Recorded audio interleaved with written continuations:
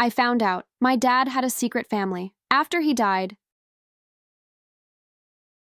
the church was filled with the heavy silence of grief, broken only by the soft sound of people shifting in their seats and the occasional muffled sob. I sat in the front row, staring at the polished coffin that held my father, trying to make sense of the fact that he was really gone. The air smelled faintly of flowers, but even their sweetness couldn't cover the weight of loss pressing down on me. My family surrounded me, each of us lost in our own sorrow, yet bound together by the same pain. I kept my eyes fixed on the coffin, afraid that if I looked away, the reality of the moment would slip from me. My father had always been a strong presence, someone who filled every room he entered, and now the emptiness he left behind felt unbearable. People came up to me offering condolences, their words blurring together into a haze of sympathy I couldn't fully hear. I nodded politely, but inside I was numb, unable to process anything beyond the fact that my father was gone forever. As the service went on, I tried to focus on the words being spoken about him, his kindness, his hard work, his devotion to family. Each story painted him as the man I thought I knew, the man I had grown up admiring. But even as I listened, a strange unease began to creep into me, a feeling I couldn't explain. It was as if something about the day didn't quite fit, though I couldn't put my finger on what it was. I glanced around the room, my eyes moving over familiar faces. My mother, my siblings, relatives I hadn't seen in years. They all looked broken, their grief raw and visible. But then, at the very back of the room, I noticed someone I didn't recognize. A woman stood there, quiet and still, her eyes fixed on the coffin with an intensity that unsettled me. She wasn't crying, but her expression was heavy, almost haunted.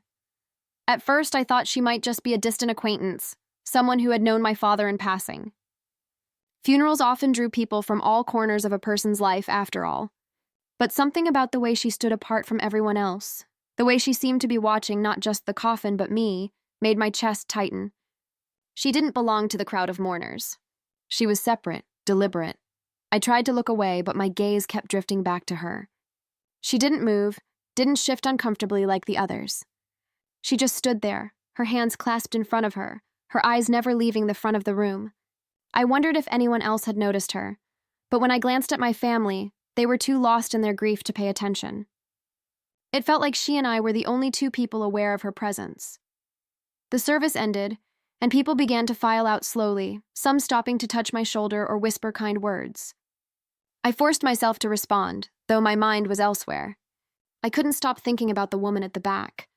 She hadn't moved, hadn't joined the line of people offering condolences. She just stayed there, watching, as if waiting for something, or someone. I felt a strange pull to approach her, to ask who she was and why she was there. But at the same time, fear held me back. This was my father's funeral, a day already heavy with grief, and I wasn't sure I had the strength to face anything more.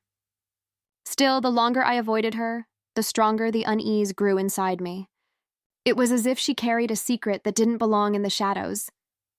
Finally, as the last of the mourners began to leave, I turned my head once more. She was still there, her eyes locked on me now instead of the coffin. The intensity of her gaze made my heart race, and I felt a chill run down my spine. She didn't smile, didn't speak, but in that silent stare, I sensed something I couldn't explain, something that felt personal, intimate and deeply unsettling.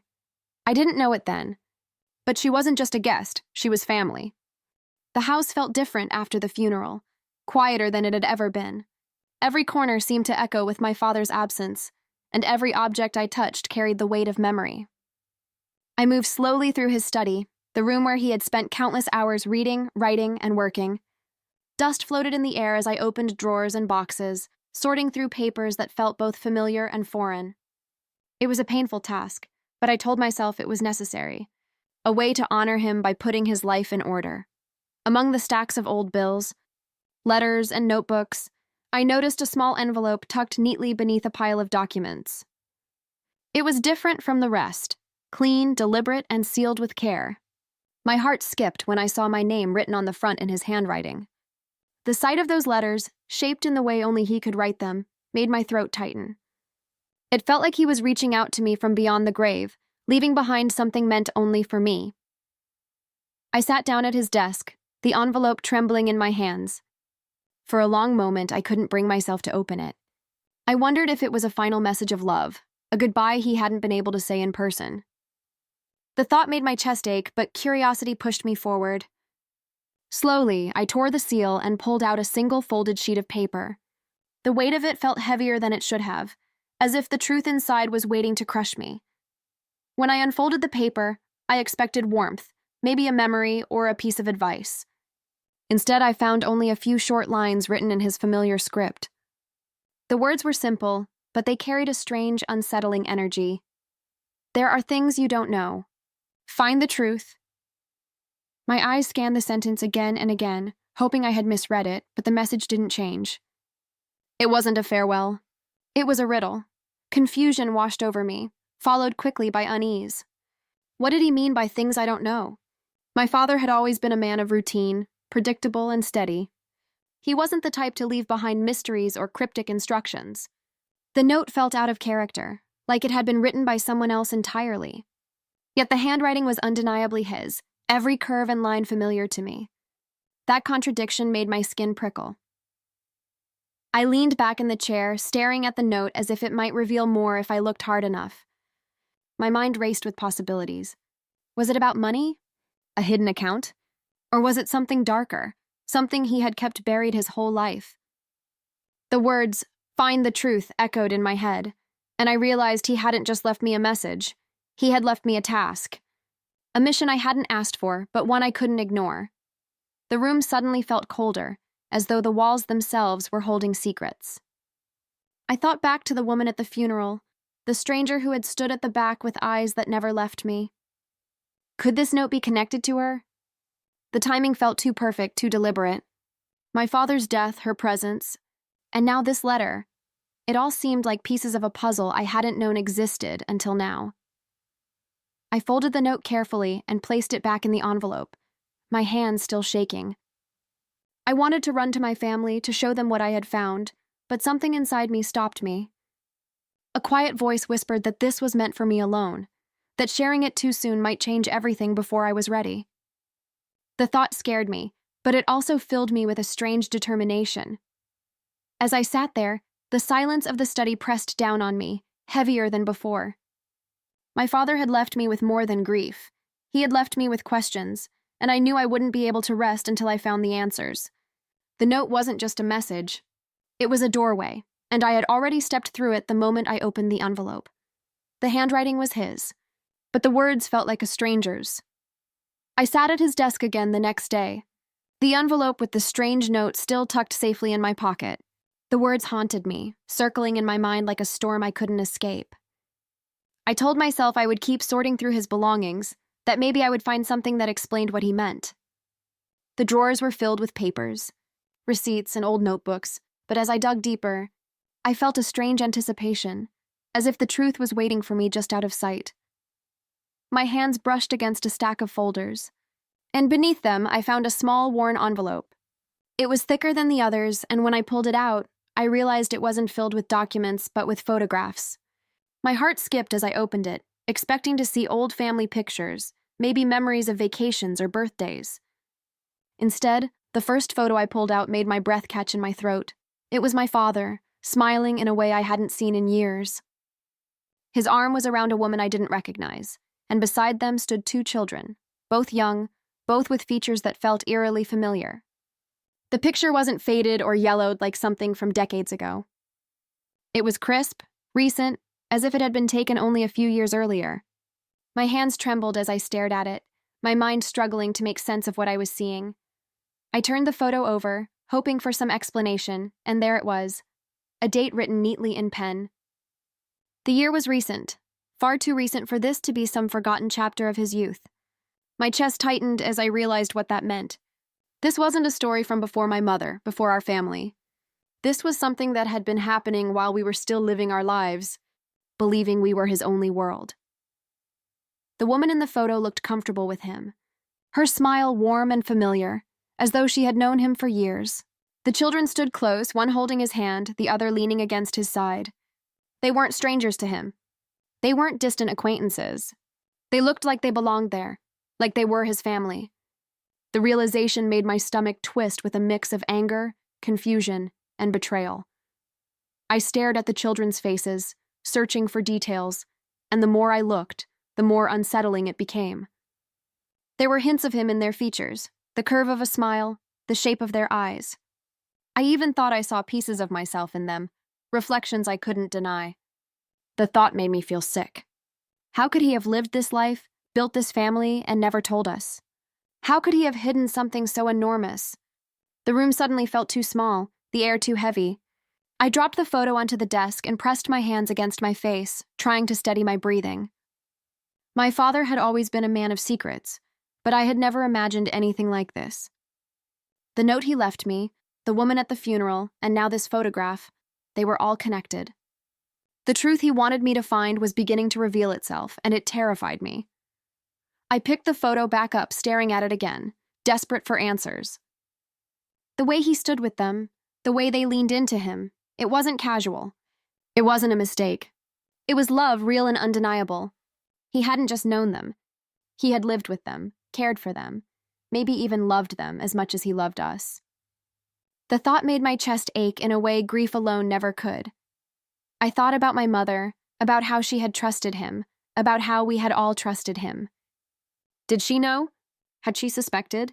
Or had he managed to keep this hidden from everyone, carrying 2 lives in silence until the day he died?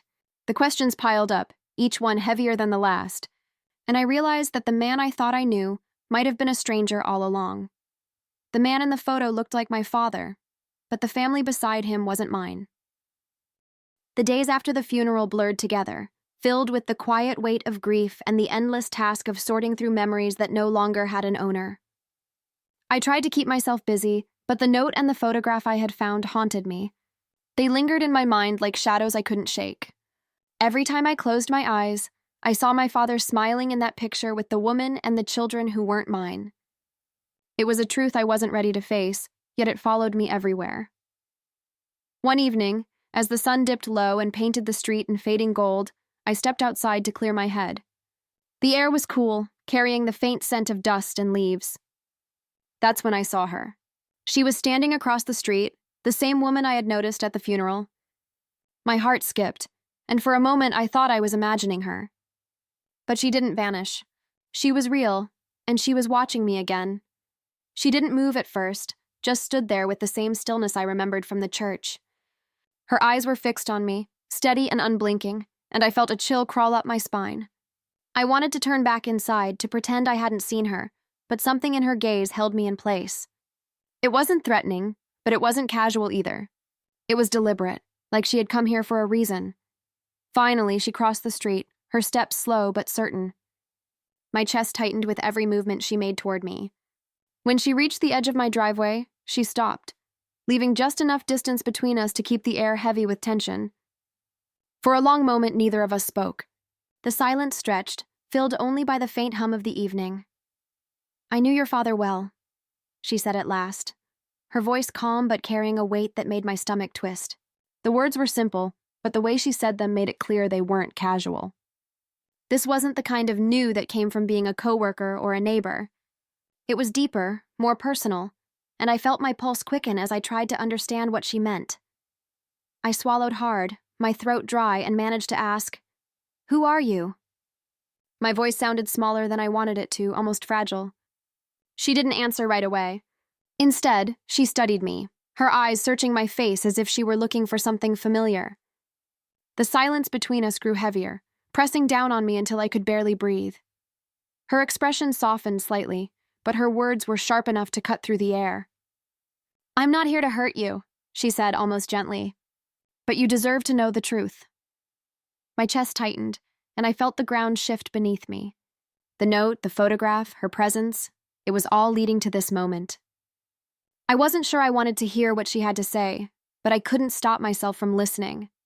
She took a small step closer, her eyes never leaving mine. "Your father, he wasn't just your father," she said carefully, as if choosing each word with precision. My heart pounded in my ears, and I felt a wave of nausea rise inside me. I wanted to interrupt, to stop her before she could finish, but my voice refused to come. Her gaze didn't waver, and her next words fell like a hammer, shattering the fragile image I had of my father. I'm his wife too. The sentence echoed in my head, louder than the world around me, louder than my own heartbeat. Her next words shattered everything I thought I knew. I'm his wife too. Her words hung in the air between us, heavy and impossible to ignore. I'm his wife too. My breath caught, and for a moment I thought I had misheard her. But the steady look in her eyes told me she wasn't lying, and the ground beneath me seemed to tilt. My father, the man I thought I knew better than anyone, had lived another life entirely, one I had never been allowed to see. I stumbled back a step, my voice trembling as I asked, "What do you mean?" She didn't flinch. Instead, she reached into her bag and pulled out a folded piece of paper. It was a marriage certificate, worn at the edges but clear enough to read. My father's name was there, written in bold letters, alongside hers. The date was long after he had married my mother. My chest tightened as the truth began to sink in. She explained that they had been married in another city, far enough away that he could keep the two lives separate. He had built a home with her, just as he had with us, and for years he had managed to balance both worlds. The thought made my stomach twist. Every time he had left on business trips, every unexplained absence, it all suddenly made sense. Her voice softened as she continued, "We had 2 children together. They grew up believing he was their only dad. He was there for birthdays, for school events, for everything."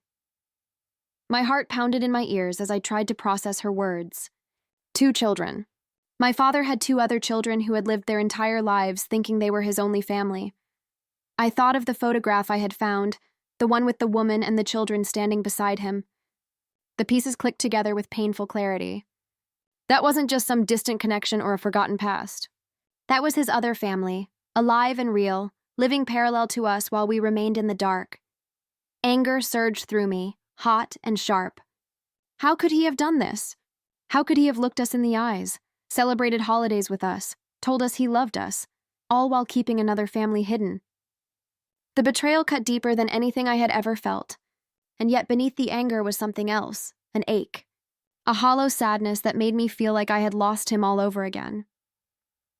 She looked at me with a mixture of sympathy and guilt, as if she understood the storm raging inside me. "I didn't come here to hurt you," she said quietly, "but you deserve to know the truth. He loved you. He loved us too, he just couldn't choose." Her words were meant to soften the blow, but they only made it worse. Love wasn't supposed to be divided like that. I thought of my mother, of how she had trusted him completely. Did she know? Had she ever suspected? Or had she been living in the same illusion as me, blind to the truth he had buried so carefully? The thought of her finding out made my chest ache even more. This wasn't just my pain, it was hers too. The silence stretched between us, heavy with everything unsaid. I wanted to scream, to demand answers from a man who could no longer give them. Instead, I stood frozen, clutching the photograph in my mind, the note in my pocket, and the truth that had just been handed to me.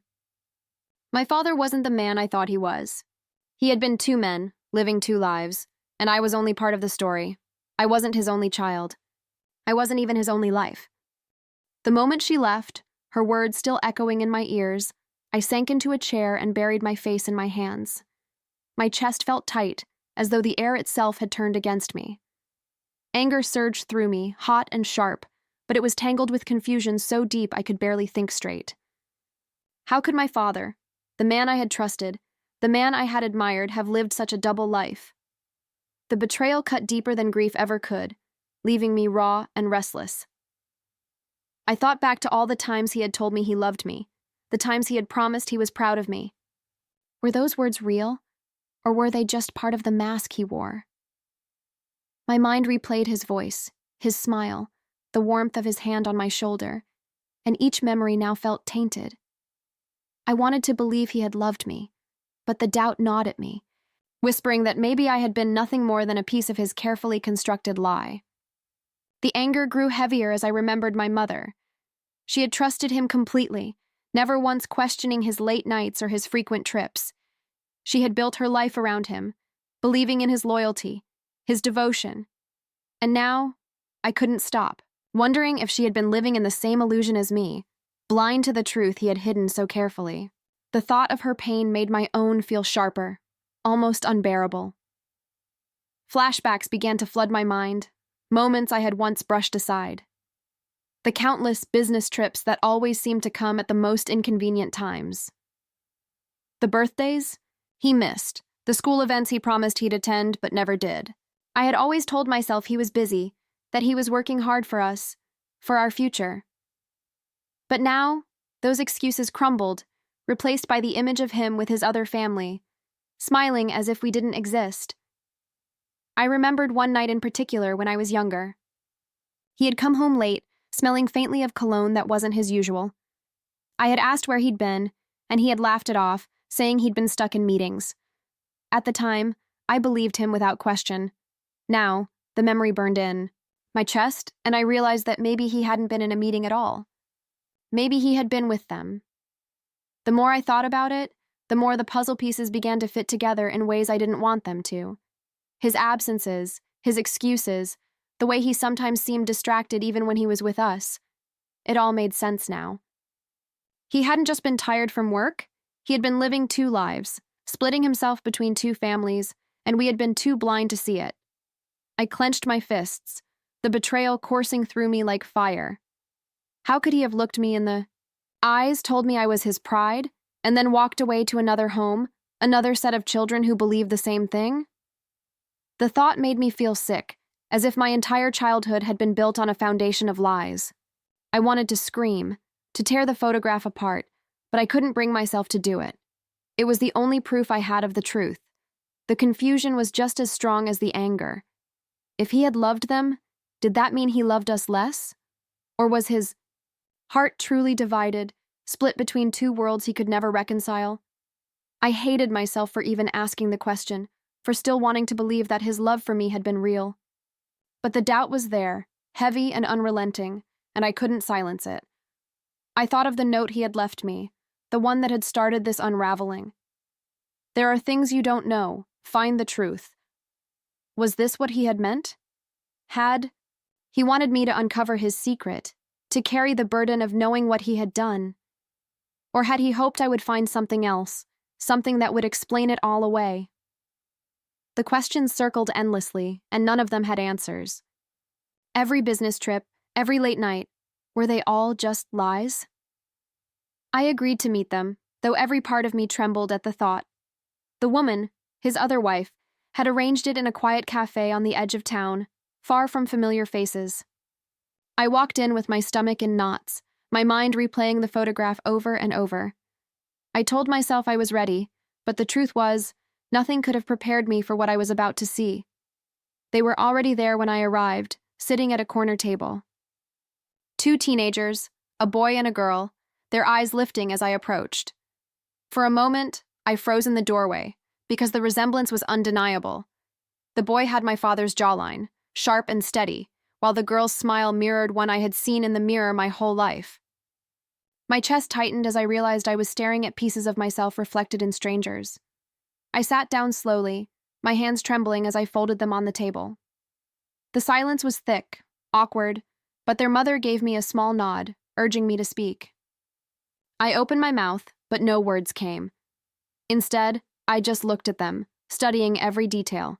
The way the boy tapped his fingers against the table, the way the girl tilted her head when she listened. They were small things, but they were my father's habits, the same ones I had grown up watching. The girl broke the silence first. "You're our brother, right?" Her voice was soft, uncertain, but hopeful. The word brother hit me like a wave, and I swallowed hard, unsure how to respond. I wanted to deny it, to push the truth away, but the evidence was sitting right in front of me. They weren't lying, they weren't pretending, they were as much his children as I was. The boy leaned forward, his eyes bright with curiosity. "Dad used to talk about you sometimes," he said. My heart stopped. I hadn't expected that. My father had spoken about me to them? I wanted to ask what he had said, but fear held me back. What if he had painted me as a secret, a shadow, someone they weren't supposed to know? The thought made my stomach twist. I forced myself to ask, What did he say?" The boy smiled faintly. That you were smart, that you'd do great things. His words should have comforted me, but instead they cut deep. My father had praised me to them, yet he had never let me know they even existed. It was as if he had been weaving two stories at once, each one incomplete, each one missing the truth. The girl nodded eagerly. He always said he was proud of you. Her voice was filled with sincerity, and I felt my throat tighten. Proud. That word had always meant so much to me when he said it, but now it felt hollow, tainted by the knowledge that he had been saying it in two different homes, to two different sets of children. How could pride be real when it was divided?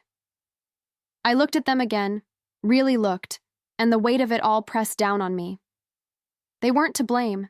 They hadn't chosen this. They were victims of his choices, just like me. But knowing that didn't make it easier. It only made the pain sharper, because I realized how much we had all lost. Not just him, but the truth of who he really was. The boy leaned back, his voice casual, almost innocent. Dad always said family was everything. The words made my chest ache because they were the same words he had told me countless times. I had believed them, built my life around them, never realizing he had been saying them in another home too. The betrayal felt fresh all over again, raw and unrelenting. Hearing them say that word felt like a knife twisting in my chest. The reading of the will was supposed to bring closure, but instead it opened wounds none of us were prepared for. My family sat on one side of the lawyer's office, stiff and silent, while his other family sat across from us, their presence like a mirror we didn't want to face. The air was thick with tension, every glance sharp enough to cut. My mother's hands trembled in her lap, and I could feel the anger radiating from my siblings beside me. The lawyer's voice droned on, listing assets, properties, and accounts. But the words barely registered. All I could hear was the sound of my father's double life unraveling in front of us. Each mention of their names, each acknowledgement of their claim, felt like another betrayal. My mother's face hardened, her grief now laced with fury. To her, this wasn't just about money. It was about legitimacy, about the life she thought she had built with him. Across the table, his other wife sat with her chin lifted, her children close by her side. They didn't look smug or triumphant, but they didn't look apologetic either. They looked like people who believed they belonged there, who believed they had just as much right to his legacy as we did.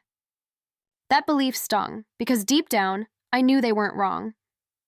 They had lived with him, loved him, and been loved by him just as we had. The arguments began quickly, sharp words flying across the table. My mother accused them of stealing years of her life, of living in shadows while she carried the weight of his lies. They fired back, saying they had been deceived too, that they had no idea he had another family until it was too late. The lawyer tried to calm everyone, but the room was already fractured, the divide too deep to mend with reason. I sat in the middle of it all, my heart pounding, my mind torn in two.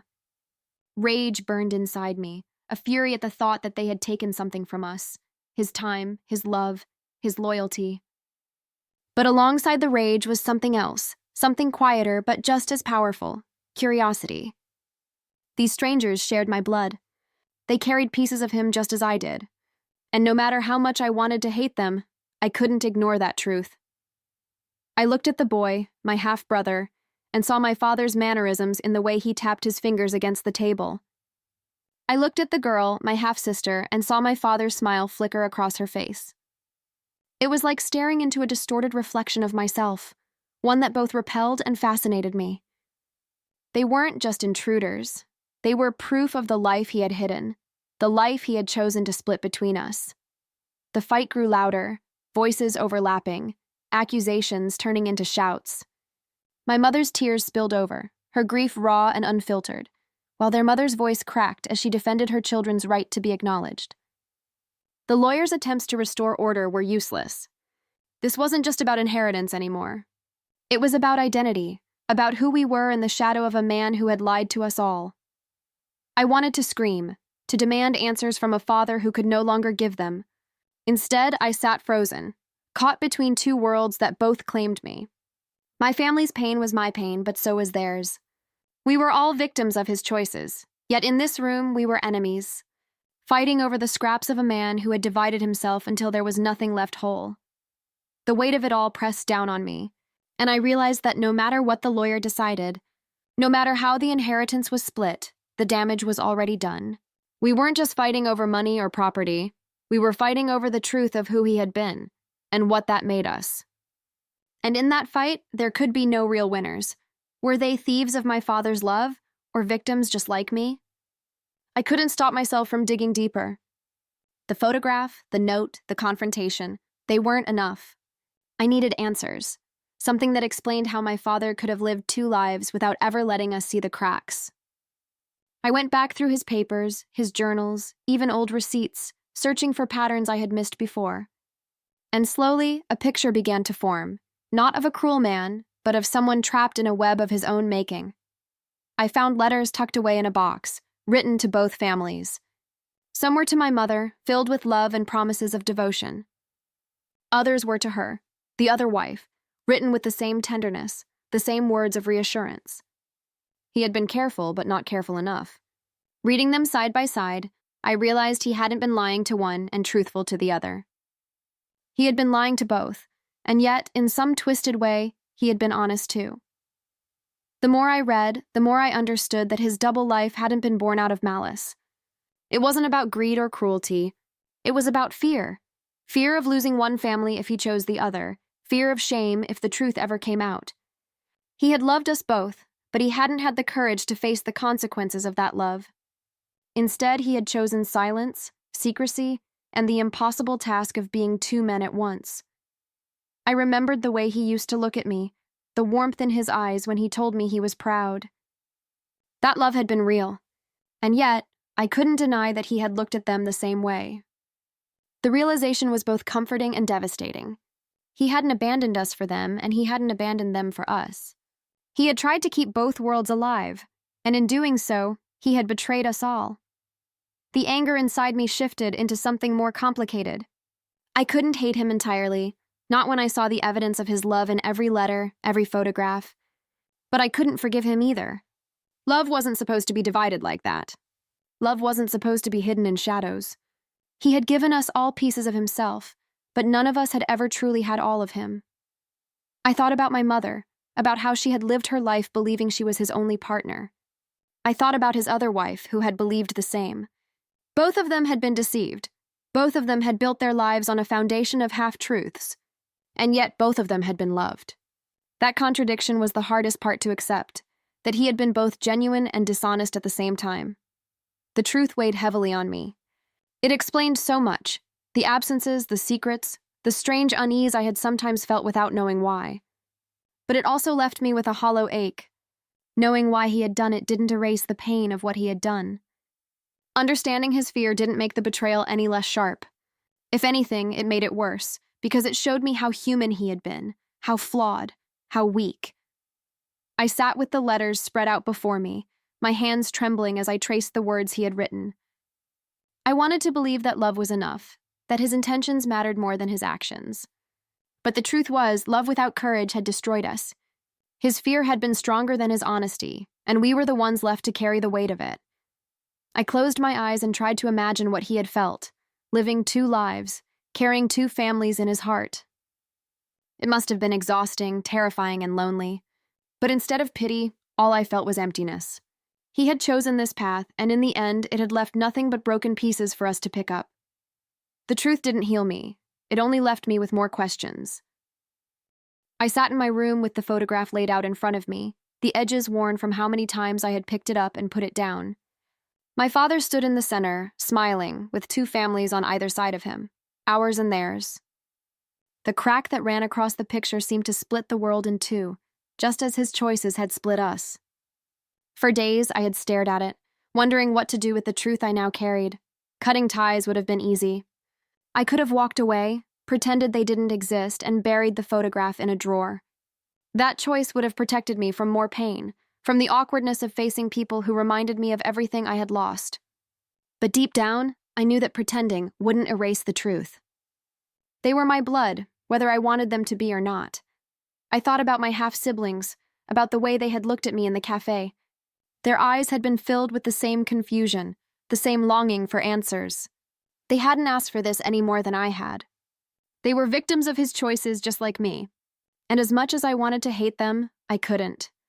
They were pieces of him, pieces of me, and ignoring them would mean ignoring part of myself. The anger still burned inside me, but it was no longer the only thing I felt. Alongside it was something softer, something that felt like possibility. Maybe we didn't have to be enemies. Maybe we could build something new out of the wreckage he had left behind. It wouldn't erase the betrayal, but it might give us a chance to reclaim what he had stolen from us, the right to know each other, to decide for ourselves what family meant. I picked up the photograph again, running my fingers over the crack. It no longer looked like just a flaw. It looked like a scar, a reminder of what had been broken but also of what had survived. Both families were there, side by side, even if they had never known about each other. The picture wasn't perfect, but it was real, and maybe that was enough. I thought about my father, about the fear and shame that had kept him from choosing. He had loved us both, but he hadn't been brave enough to face the truth. I couldn't change what he had done, but I could choose differently. I could choose honesty, even if it hurt. I could choose to carry the truth forward instead of burying it like he had. The decision wasn't easy, and I knew it wouldn't be simple. Building a bridge with my half-siblings would mean facing questions, awkward silences, and painful reminders. But it would also mean facing the truth head-on, refusing to let his lies define us. And in that choice, I felt a strength I hadn't known I had. I placed the photograph carefully back into its envelope, not to hide it, but to keep it safe. It wasn't just a reminder of betrayal anymore. It was a reminder of resilience, of the chance to write a new story out of the broken pieces. I didn't know what the future would look like, but I knew it would be mine to shape, not his. As I stood up, I felt lighter, as though the weight of his secrets no longer belonged to me alone. I couldn't change the past, but I could decide how to carry it forward. And for the first time since his death, I felt like I had a choice. The cracks told a story, and this time, it was mine to finish.